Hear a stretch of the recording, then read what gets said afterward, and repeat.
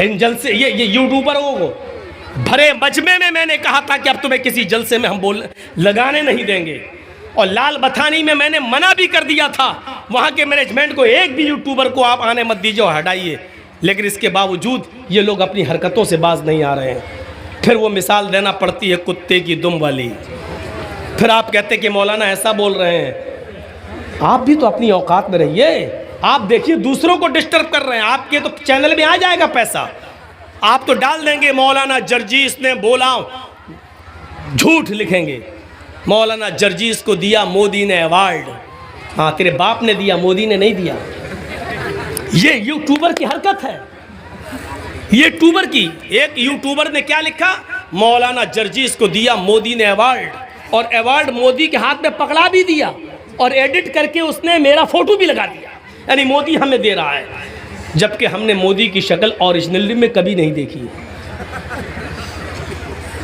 TV में देखी है, कभी आमना सामना नहीं, कभी सामने नहीं देखा, और अल्लाह करे कि न देखूं। और ये लोग मोदी के हाथ से हमें अवार्ड दिलवा रहे हैं और काम कर रहे हैं इस्लाम का, झूठ बोल बोल के।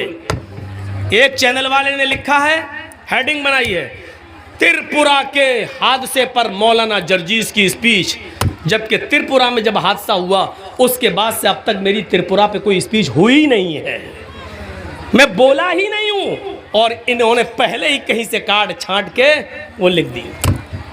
एक यूट्यूबर ने लिखा, मौलाना ने मोदी को ललकारा, तकरीर सुन रहे हैं तो साहब हजरत उमर फारूक की आ रही है। ये इनकी हेडिंगें होती हैं, और मुझे ऐसे ऐसे लोगों के साथ फ़ोटो में बना के पेश करते हैं जिनकी वजह से हमारे ऊपर 54 मुकदमे ठुके हैं। ये इन लोगों की हरकतों से। पैसा तुम कमा रहे हो, मुकदमे हमारे ऊपर खर्च कर रहे हो। अपने औकात में रहिए, जो मौजू है वही डालिए, अपनी तरफ से नहीं। रामचंद्र जी के बारे में मौलाना ने हिंदुओं की खाट खड़ी कर दी, ये मौजू होता है। मौलाना ने राम को नंगा कर दिया, ये इनका मौजू होता है। टॉपिक देखिए आप, इसको जितने हिंदू सुनेंगे देखेंगे वो खुश होंगे। हमने जितने जलसों में राम की कृष्ण की बात की है तो भाईचारा बढ़ाने के लिए, ये इस्लाम कहता है, ये हिंदू धर्म कहता है। हमने ये बात कही, ये हेडिंग बनाते हैं, मौलाना ने किया राम को नंगा। यही हालत रही तो तुमको नंगा करना पड़ेगा हमें। बच्चों, तो मैं कहना ये चाह रहा था कि दूध पीते बच्चे नहीं हो कि जो पेंसिल से लिखें और रेजर से बिगाड़ दिया जाए। आप बड़े हो चुके हैं, इतना याद रखना, जानबूझकर किया हुआ गुनाह भी तो अल्लाह ताला भी माफ़ नहीं करता। यामलून बिजिहालतिन सुम्मा यतूबून, जो जिहालत के तौर पर अनजाने में जो गलती करते हैं और उसके बाद तौबा करते हैं तो अल्लाह रब्बुल आलमीन उनकी तौबा को कबूल करता है। आप जानबूझकर गलतियों पे गलती करते रहे, सुबह शराब पिए और शाम को तौबा कर लें, फिर सुबह शराब पिए और शाम को तौबा कर लें, फिर सुबह शराब पिए और शाम को तौबा कर लें। अल्लाह फरमाता है कि ये आदमी मेरी रहमत का नाजायज़ फ़ायदा उठा रहा है, मुझे गफूर रहीम मानता है लेकिन हमारी रहमत का नाजायज़ फ़ायदा उठा रहा है। शाम को शराब पीता है, सुबह तौबा करता है, फिर शाम को जाम पीता है, फिर सुबह तौबा करता है, फिर शाम को जाम पीता है। माफ कीजिएगा, जानबूझकर किया हुआ गुनाह तो अल्लाह भी जल्दी नहीं माफ करता है जब तक कि बंदा आज़्म मुसम्मम न कर ले, पक्का इरादा न कर ले कि अब हम इस गुनाह को छोड़ रहे हो, कभी नहीं करेंगे। अल्लाह भी माफ नहीं करता है। मेरे प्यारे साथियों, हम अब पेन से लिख रहे हैं, पेंसिल का जमाना छूट चुका है। अब जो कुछ भी आप करोगे याद करना, ये गलती मिटने वाली नहीं है, ये तारीख बनेगी, ये इतिहास बनेगा। पेंसिल से लिखकर रेजर से बिगाड़ने वाला जमाना हमारा खत्म हो चुका है। अल्लाह के रसूल ने फरमाया था, जब तुम्हारे बच्चे 7 साल के हो जाएं तो नमाज पढ़ने का उनको हुक्म दो और उनको मस्जिद में ले जाओ। कभी पढ़ेंगे कभी छोड़ेंगे, कभी पढ़ेंगे कभी छोड़ेंगे, कोई बात नहीं, उनकी आदत डलवाओ। लेकिन जब 10 साल के हो जाएं तो बचपना उनका ख़त्म हो गया है, और 10 साल के बाद भी अगर वो नमाज ना पढ़े तो उनको मारो, फज़रिबूहुम, तो उनको मारो और मस्जिद में ले जाओ। यानी 7 साल से लेकर 10 साल तक की ज़िंदगी आपकी बचपने की ज़िंदगी शुमार की जा सकती है। लेकिन 10 साल के बाद अब आपके हाथ में पेंसिल नहीं है, पेन है। अब जो भी आप करेंगे वो सोच समझ कर कीजिएगा, क्योंकि ये गलती मिटेगी नहीं। गलत लिखोगे तो लिख जाएगा, मिटेगा नहीं, नक्श हो जाएगा और आगे चल के ये तारीख बनेगी। हिटलर ने जो गलती की आज उसको हम तारीख में पढ़ते हैं। नेपोलियन ने जो गलती की आज उसको हम देखते हैं। हज्जाज इब्ने यूसुफ जो गलत कारनामे करके गया आज उसको याद किया जाता है और उसको जालिम कहा जाता है। याद रखो, इतिहास बनाओ तो अच्छा इतिहास बनाओ। हम नहीं रहेंगे 100 साल के बाद, जब नस्लें आएंगी तो हमारा नाम लिया जाए और हमारा जिक्र खैर हो, हमारा जिक्र खैर हो, हमारा जिक्र हिटलर में ना हो, हमारा शुमार हज्जाज इब्ने यूसुफ में ना हो, हमारा शुमार चोरों लुटेरों में ना हो। इतिहास बनाने की कोशिश करो।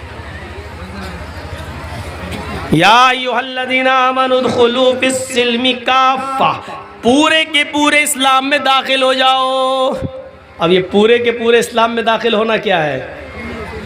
पूरे के पूरे इस्लाम में दाखिल होने का मतलब है आपका उठना भी इस्लामी हो, आपका बैठना भी इस्लामी हो, आपका चलना भी इस्लामी हो, आपका खाना भी इस्लामी हो, आपका पीना भी इस्लामी हो, आपका कपड़ा पहनना भी इस्लामी हो, आपकी शादियां भी इस्लामी हो, आपके वलीमे भी इस्लामी हो। अलगर्ज़ ज़िंदगी में जितने भी शोबे हैं उनमें सारे के सारे काम इस्लाम के तरीक़े पर हों। ये है इस्लाम के अंदर पूरा का पूरा दाखिल होना। क्या हम इस्लाम में पूरे के पूरे दाखिल हैं? अभी जलसा ख़त्म होगा तब लोग अपनी अपनी साइकिलें निकालेंगे, फिर देखिएगा लड़ाई। हट हट लात मारेगा, हट पहले हम आए, पहले हम निकालेंगे गालियाँ। ये जलसे के बाद देख लीजिएगा। और फजर की नमाज देख लीजिएगा मस्जिद में, माशाअल्लाह कुरसैल के अंदर जो भीड़ आज मैं देख रहा हूँ, शायद इससे पहले मैंने इतनी भीड़ नहीं देखी। और शायद ये नतीजा है 2 मरतबा जो कोरोना का काल रहा है और उसमें कोरोना के पीरियड में जो जलसे नहीं हो सके, उसके बाद शायद ये फर्स्ट बार जलसा हो रहा है जिसकी वजह से इतनी भीड़ नहीं हुई कभी जो आज हो रही है। लेकिन इस भीड़ को हम क्या माने, ये हमारी मस्जिदें बताएंगी। ये हमारी मस्जिदें। आप चाहते हैं कि हम फजर में सो जाएं, ज़ोहर में आके नमाज पढ़ लें, असर में पढ़ लें, मगरिब में पढ़ लें और इशा में जाके सो जाएं और हमें लोग मुसलमान कहें? देखिएगा ज़रा, आप चाहते हैं कि एक आध अच्छा काम कर लें, लोग हमें मुसलमान कहें। 2-4 वक्त की नमाज पढ़ लेने से, मिसाल पर गौर कीजिएगा, 2-4 वक्त की नमाज पढ़ लेने से, 2-4 रोज़े रख लेने से, 2-4 इस्लामी काम कर लेने से आप मुसलमान नहीं कहलाएंगे। मिसाल दे दूं, बिजली का एक खंबा लगा हुआ है, पोल, उस पर अभी बिजली के तार दौड़ाए नहीं गए हैं लेकिन दौड़ना है। लाइट आएगी आपके गांव में, बिजली के खंबे लगा दिए गए हैं। अचानक आंधी आती है और आपके गांव में आम के पेड़ लगे हुए हैं। अचानक पेड़ से कुछ पत्ते टूटते हैं और बिजली के खंबे पर, बिजली के पोल पर चिपक जाते हैं। आम के पेड़ से पत्ते टूटे और बिजली के खंबे पर चिपक गए, बिजली के पोल पर चिपक गए। अब आप उस बिजली के पोल को बिजली का पोल कहोगे या आम का पेड़ कहोगे? क्या कहोगे? वो बिजली का खंबा है या आम का पेड़? जर्जीत साहब ये क्या है? जर्जीत साहब भी कहेंगे बिजली का खंबा। पक पागल, बिजली का खंबा कहाँ है? उस पे आम के पत्ते दिख नहीं रहे तुमको? चंद आम के पत्तों के चिपक जाने से क्या बिजली के खंबे की हैसियत बदल जाएगी? नहीं बदलेगी। बिजली का खंबा बिजली का खंबा ही रहेगा। आम के पेड़ के चंद पत्ते अगर बिजली के खंबे पर चिपक गए तो चंद पत्तों की वजह से बिजली का खंबा आम का पेड़ नहीं होगा। अगर जर्जीत साहब उसको आम का पेड़ कहेंगे तो लोग कहेंगे बेवकूफ़ है, ये पागल हो गया है, इसको बरेली के पागल खाने में भर्ती करो या रांची ले जाओ। अरे बिजली के खंबे पे आम के पत्ते चिपक गए तो बिजली का खंबा आम का पेड़ कैसे हो जाएगा? एक जाहिल इंसान अपनी जिहालत में मशहूर है, 2 नमाजें पढ़ ली, 2 रोजे रख लिए, 2 मिस्कीनों को फकीरों को खाना खिला लिया, तो 2-4 अच्छे काम कर लेने की वजह से इस इंसान को पूरा का पूरा मुसलमान कैसे मान लिया जा सकता है? जब बिजली के खंभे को 2-4 पत्तों की वजह से आप आम का पेड़ नहीं कह सकते, तो 2-4 अच्छे काम करने की वजह से आपको मुसलमान कैसे माना जाए? आम का पेड़ तभी माना जाएगा जब वो अपनी जड़ में भी आम हो, अपनी शाखाओं में भी आम हो, अपने पत्तों में भी आम हो, और उसमें आम के फल भी लग रहे हो, तब वो आम कहलाएगा। जब उसका जड़ भी आम का हो, उसके टहनियाँ, उसकी शाखें भी आम की हो, उसके पत्ते भी आम के हों, और उसमें आम लगता हो, तब आप कहेंगे आम का पेड़। आप मुसलमान उस वक्त कहलाए जाएंगे जब आपकी जड़ इस्लामी हो, आपका उठना इस्लामी हो, आपका बैठना इस्लामी हो, आपकी सोच इस्लामी हो, आपका चलना इस्लामी हो, आपका रहन सहन इस्लामी हो, आपकी शादियाँ इस्लामी हो, आपके तरीके इस्लामी हो, आपकी इबादत इस्लामी हो। ये सब काम जब अपनी जड़ से जुड़े हुए होंगे और इस्लामी होंगे, तब आपको कहा जाएगा कि आप मुसलमान है। मौलाना मिसाल तो बड़ी अच्छी दी है आपने, लेकिन कितनी देर के लिए? कितनी देर के लिए? फिर सुन लो मेरी एक बात, बेवकूफ है और पागल है वो इंसान जो 2-4 नेक काम करने के बाद अपने आप को मुसलमान समझता है। मुसलमान वो है जो अपने कैरियर से, अपने अखलाक से मुसलमान हो, अपनी जड़ से मुसलमान हो, अपनी बुनियाद से मुसलमान हो, नीचे से लेके ऊपर तक पूरा का पूरा मुसलमान हो, तब वो मुसलमान कहलाता है। फिर सुन लो, आम के पेड़ के चंद पत्ते किसी बिजली के खंबे पर चिपक जाएं तो बिजली का खंबा आम का पेड़ नहीं हो सकता है। उसी तरीके से 2-4 नमाजें, 2-4 रोजे, 2-4 फकीरों को खाना, 2-4 हज़ार रुपए का सदका और खैरात कर देने से हम ये समझते हैं कि हम पूरे के पूरे मुसलमान हैं। गलत समझ रहे हैं। और अल्लाह ने ये नहीं कहा कि मुसलमान बनो, अल्लाह ने कहा उदखुलू फिस्सिल्मी काफ़ा, इस्लाम के अंदर पूरे के पूरे दाखिल हो जाओ। या अय्युहल्लज़ीना आमनू तक़ुल्लाह हक़्क़ तुक़ातिह वला तमूतुन्ना इल्ला व अंतुम मुस्लिमून। आए ईमानों वालों, आए मुसलमानों, अल्लाह से डरो जैसा कि उससे डरने का हक है। वला तमूतुन्ना इल्ला व अंतुम मुस्लिमून, और तुम्हें मौत नहीं आनी चाहिए, तुम न मरो, लेकिन जब भी मौत का फरिश्ता तुम्हारे हलक पर सवार हो जाए, तुम्हारे सीने पर बैठ जाए और वो तुम्हारी रूह निकालने लगे, जब तुम्हारी रूह कब्ज़ से उनसुरी से निकल रही हो, तो तुम उस वक्त पूरे के पूरे मुसलमान रहना, तुम उस वक्त पूरे के पूरे मुसलमान होना। वला तमूतुन्ना इल्ला व अंतुम मुस्लिमून, पूरे के पूरे इस्लाम में दाखिल हो जाओ, और जब भी मरो तो पूरे के पूरे मुसलमान होकर मरो। मुसलमान अपने अमलों का एहतिसाब करता है, मुसलमान अपने अमलों का एहतिसाब करता है। अब्दुल्ला इब्न इदरीस बहुत बड़े जलील कद्र मुहद्दिस गुजरे, बहुत बड़े जलील कद्र मुहद्दिस गुजरे। सिफ़तुस सफ़ा में अल्लामा इब्न क़य्यिम ने इनका वाक़या नकल किया है। जब इनके इंतकाल का वक्त आया तो उनकी बेटी रोने लगी। जब उनके इंतकाल का वक्त आया तो उनकी बेटी रोने लगी। अब्दुल्ला इब्न इदरीस ने कहा, तुम क्यों रो रही हो मेरी बेटी? कहा, अब्बू आपकी तबीयत इतनी ख़राब है और मैं रोऊं नहीं। क्यों ना रोऊं? ये फितरी आंसू हैं जो आना ही हर बेटी के आंखों में। बाप ने कहा, आए मेरी बेटी, तुम्हें रोने की ज़रूरत नहीं है, तुम्हारा बाप अल्लाह के पास जा रहा है। तुम जिस घर में रह रही हो, अब तक मैंने इस घर के अंदर 4000 मरतबा कुरान करीम की तिलावत की है। मैंने इस घर के अंदर अब तक 4000 मरतबा कुरान करीम की तिलावत की है। मुझे अपने रब की ज़ात से उम्मीद है कि कुरान की तिलावत की बरकत से वो हमें बख्शेगा, वो हमें जहन्नम में दाखिल नहीं करेगा, वो हमें जन्नत के अंदर दाखिल करेगा। अहले ईमान अपने अमलों का एहतिसाब करते हैं, अपने अमलों का हिसाब व किताब लेते हैं। इमाम बुखारी अल अदबुल मुफरद के अंदर एक वाक़या हज़रत ज़ैद इब्ने साबित का नकल करते हैं कि हजरत ज़ैद इब्ने साबित के घर में कुछ मेहमान आ गए। इशा की नमाज के लिए अजान होती है।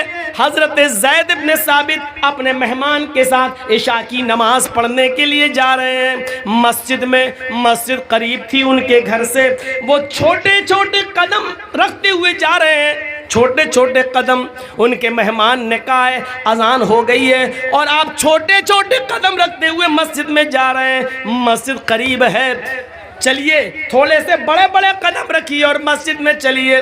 तो हजरत ज़ैद इब्ने साबित ने क्या कहा, फरमाया कि आए मेरे मेहमान, तुम नहीं जानते हो मैंने अल्लाह के नबी जनाब मुहम्मदुर रसूलुल्लाह से सुना है, आपने एक मस्जिद में खुतबे में कहा था कि मस्जिद की तरफ जो शख्स नमाज की नीयत से जाएगा उसके हर एक कदम पर एक नेकी लिखी जाएगी जो 10 नेकी के बराबर होगी और एक गुनाह उसका मिटाया जाएगा। जो मस्जिद की तरफ जाता है नमाज की नीयत से, हर एक कदम पर एक नेकी लिखी जाती है और एक गुनाह मिटाया जाता है। मैं छोटे छोटे कदम इसलिए रखता हूँ ताकि मस्जिद तक जाते हुए मेरे कदमों की तादाद बढ़ जाए और मेरे नाम अमाल में ज़्यादा नेकियां लिख ली जाएं, मेरे कदम की संख्या बढ़ जाए, मेरे पैरों के कदम की तादाद बढ़ जाए और मेरी ज़्यादा नेकियां लिख ली जाएं अल्लाह रब्बुल आलमीन की यहाँ, और ज़्यादा गुनाह मिट जाएं। अहले ईमान मुसलमान वो होता है जो अपनी एक एक नेकी को गिन गिन के रखता है। जैसे हजरत अब्दुल्लाह इब्ने इदरीस ने कहा, मैंने इस घर में 4000 मरतबा कुरान करीम की तिलावत की है। और मुसलमान वो होता है जो अपने गुनाह को भी याद रखता है कि आज मुझसे कितने गुनाह हुए हैं। बिस्तर पे जब सोता है रात में तो सोचता है कि दिन भर में हमने अच्छे काम कितने किए हैं और बुरे काम कितने किए हैं, और बुरे काम जितने किए हैं कल कोशिश करें कि हम उससे कम करें और अच्छे काम में हम थोड़ा सा उसकी तादाद को बढ़ाएं। ये मुसलमान का काम होता है। हज़रत सुलेमान तैमी के जब इंतकाल का वक्त आया तो रोने लगे। पूछा तुम क्यों रो रहे हो? उन्होंने कहा 27 साल पहले एक गुनाह मैंने कर लिया था, उस गुनाह की तौबा मैं 27 साल से कर रहा हूँ, आज इसलिए रो रहा हूँ, पता नहीं अल्लाह ने मेरी तौबा कबूल की या नहीं की। अंदाज़ा लगाइए, एक गुनाह 27 साल पहले किया था और क्या कह रहे हैं, 27 साल से उस गुनाह की तौबा कर रहा हूं, पता नहीं अल्लाह ने कबूल किया कि नहीं किया मेरी तौबा। और हम तो 27 साल पहले एक गुनाह, हम तो एक दिन में हजारों गुनाह कर जाते हैं। वो कह रहे हैं कि मैंने एक गुनाह 27 साल पहले किया था और 27 साल के बाद आज तक मैं तौबा कर रहा हूं, अब मेरे इंतकाल का वक्त आ गया है तो रो इसलिए रहा हूँ, पता नहीं अल्लाह ने मेरी तौबा कबूल किया नहीं की। तो पूछा गया तुम कौन सा गुनाह किए थे? तो गुनाह आप सुनेंगे तो आपको हंसी आएगी, कोई गुनाह ही नहीं। 27 साल पहले पूछा गुनाह कौन सा किया? तो हज़रत सुलेमान तैमी ने क्या कहा था कि मैंने एक बिदाती से सलाम कर लिया था। बिदअती जानते हैं किसको कहते हैं? बताने की ज़रूरत नहीं है, अंदाज़ा लगा लीजिए। मैंने 27 साल पहले एक बिदअती को सलाम कर लिया था, 27 साल से आज तक तौबा कर रहा हूँ, अब मेरी मौत का वक्त करीब है, पता नहीं अल्लाह ताला ने मुझे माफ़ किया होगा या नहीं किया होगा। अल्लाह के नबी सल्लल्लाहु अलैहि वसल्लम ने फरमाया कि जिसने बिदअती के को अपने घर में ठहराया उस पर लानत, फलानतुल्लाहि अला मन आवा मुहदिसन, अल्लाह की लानत हो उस पर जिसने किसी बिदाती को अपने घर में ठहराया, अल्लाह की लानत हो उस पर जिसने किसी बिदाती से सलाम किया। तो वो कहते हैं कि मैंने एक बिदाती से सलाम कर लिया था, 27 साल से तौबा कर रहे हैं। बिदाती से सलाम कर लिया तो 27 साल से तौबा कर रहे हैं। जो लोग अपनी लड़कियों और अपनी बहनों की शादी बिदतियों को दे रहे हैं, उनके गुनाह का आलम क्या होगा? वो सोचें। अपने घर का दामाद बिदतियों को बना रहे हैं, वो सोचें। और रोजाना वो बिदती दामाद तुम्हारे घर पे आकर खाता है, पीता है, और तुम अपने दामाद उस बिदती को अपने घर में पनाह देते हो, वो लोग सोचें। इस्लाम के अंदर पूरे के पूरे दाखिल हो जाओ। मौजू तो बड़ा अच्छा है, लेकिन है कौन दाखिल?